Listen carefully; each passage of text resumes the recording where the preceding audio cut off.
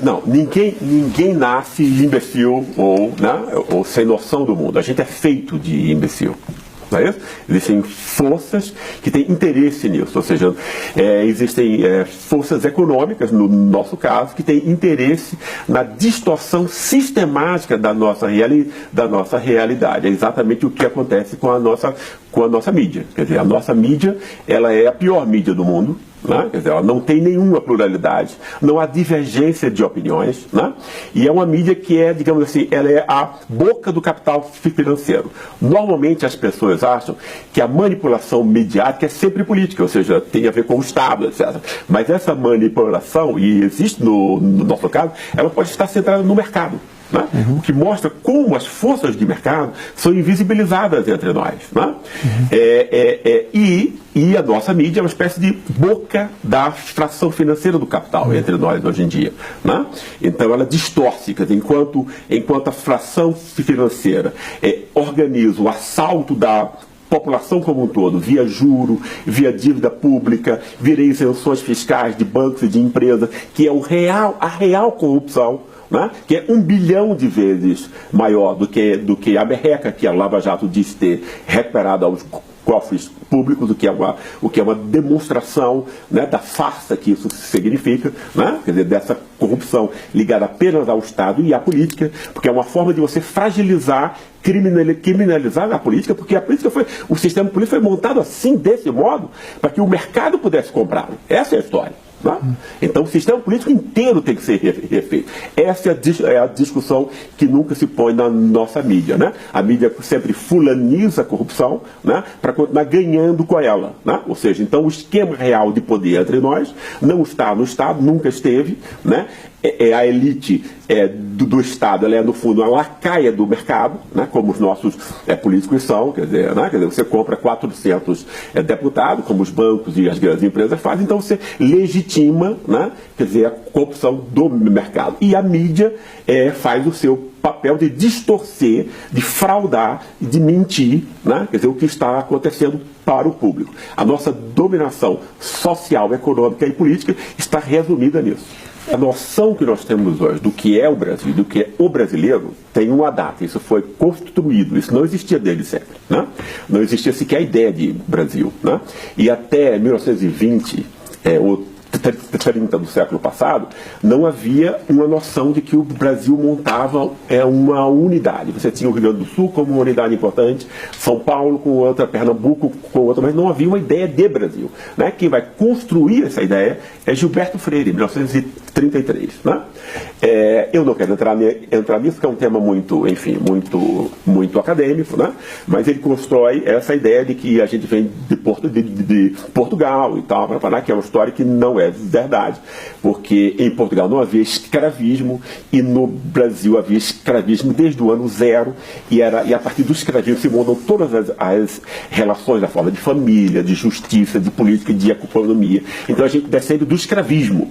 Obviamente, de um modo óbvio, né? Os seres humanos são construídos por instituições, né? Quer dizer, não por um sangue, DNA que se transmite de avô ou pai e tal. Então, não vem de Portugal. Né? Mas o que é mais interessante é que a elite econômica de São Paulo, quando ela perde o poder político em 1930 para Getúlio Vargas, quer dizer, que era um representante de elites subordinadas, apoiado pela classe média, ou seja, Getúlio chega ao poder em 1930 no bojo do primeiro grande movimento de classe média entre nós, que é o tenentismo, que começa em 1922. Né? Ele começa no exército, mas ele se espraia pelas grandes cidades. Né? E é um movimento que ele aponta tanto para a esquerda, quanto para a direita, quanto para o centro, como sempre foram os movimentos de classe média no século XX, ou quando a classe média era uma pequena burguesia no século XIX, idem, apontar para todos os lados. Né?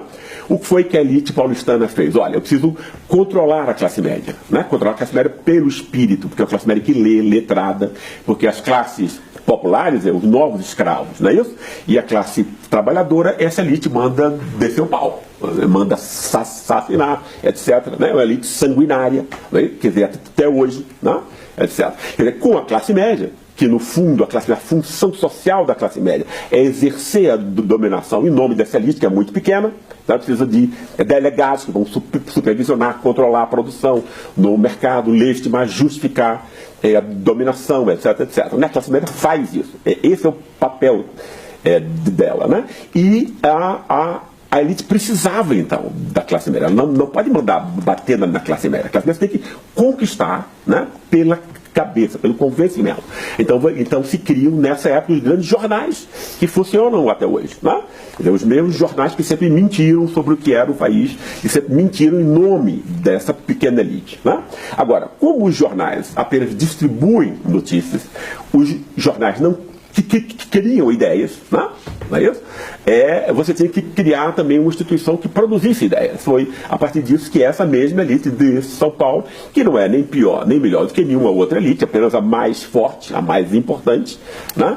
Ela vai construir o quê? A USP, e na USP, obviamente, na USP tem várias coisas que foram importantes, etc., pessoas que não seguiram essa linha e tudo, mas a USP foi montada para ser um think tank gigantesco do liberalismo conservador brasileiro. E ela exerceu esse papel à perfeição. Né?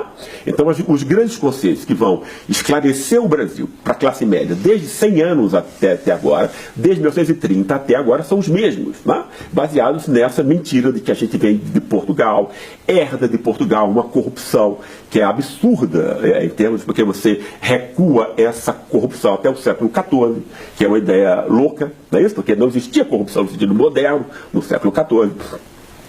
A noção de bem público moderna é uma noção que vai começar a ser aplicada no século XVIII, ou seja, séculos depois, o que mostra a confusão e a fragilidade, a mentira desse tipo de ideias. Né? A outra mentira, né, é de que nós somos marcados por um Estado patrimonial, né, e de uma elite má que está só no Estado. Veja que coisa boa para quem tem dinheiro. Né? Entende? Quer dizer, então, o roubo, o mal, etc., a corrupção não acontece no mercado.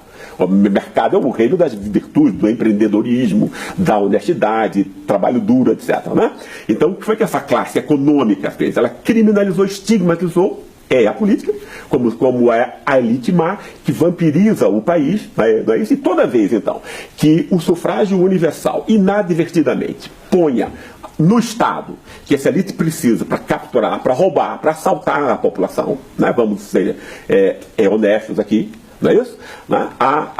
Essa elite pode acionar sua mídia, né, que faz parte dela, não é isso? Que é comprada por ela, etc., para jogar o tema, para jogar seletivamente o tema já pronto da corrupção apenas do Estado, né? Porque a partir da USP isso foi ensinado para todas as universidades. A USP é a universidade mais importante, a de maior prestígio, forma professores das outras universidades, né? E depois foi construído também essa ideia de uma história que vem desde Portugal, que é ensinada para todo brasileiro que chega à escola com 5 anos, é ensinada essa mentira, essa fraude. Isso é uma fraude enorme, né? Em nome de um interesse econômico, né? E depois o que a imprensa faz é distribuir em pílulas envenenadas todos os dias essa mentira do patrimonialismo e do populismo. São esses dois conceitos montados na USP e, digamos assim, espalhados para a população como um todo. O que resume isso é dizer o quê? Para que essa elite, que é uma elite do atraso, uma elite do saque, uma elite da rapina, né? Quer dizer, que é incomparável, não consigo imaginar uma elite pior no mundo inteiro, sem nenhum projeto nacional, etc., né? O que ela fez foi o quê?